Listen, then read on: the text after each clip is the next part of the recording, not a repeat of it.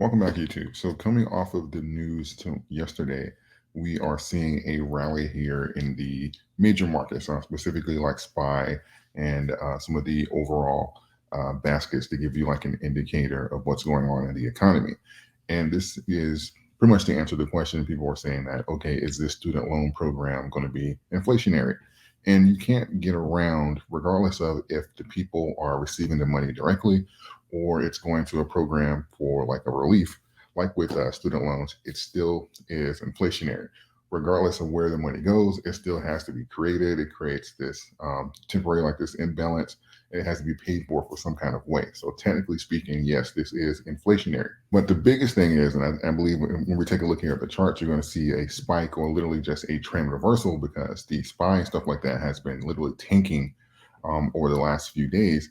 But now we finally have a green candle, and it's directly related to this is because some people will be debt free when it comes down to their student loans, and others are going to see like reduced payments. And we also have another 6 months of like forbearance basically. So this is going to affect the bottom line of around 40, I say 40 to 100. I think it's like 40 to 90 million people roughly that have like these that's dealing with these student loan problems. So in a way, that is going to be short-term bullish for the market. I don't consider this a fix or an permanent indicator of like a trend reversal. I think this is more so just micro versus macro, and it's not going to be something that's going to be sustainable over the long term, but it will kind of help out here in the short term. This is more so just like micro politics, like what we talk about when I say that short-term emotions control the short term and the fundamentals control the long term. That's something that we're seeing right here, and this is not going to have an effect on the market come December or January or something like that. This is just short-term noise. And as you can see, you can get up to $20,000.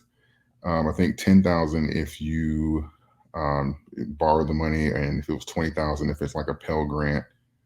The cap is $125,000 in earned income.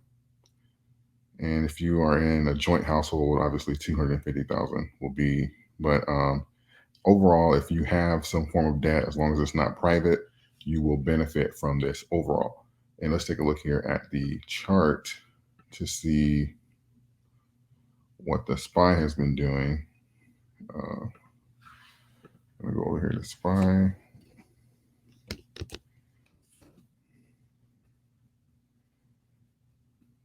And you'll see that we pretty much have been having red candles all the way down. Pretty much had dropped below our 21-day moving average, and now we're breaking back up toward closer to our 200-day. So we had already tanked over the last few days, pretty much since the 18th. We've been trending downward, and now we're having these green candles. Again, I don't think this is evidence of a reversal. I think most of the concrete evidence is going to rest on the CPI numbers and stuff that we're going to get next month.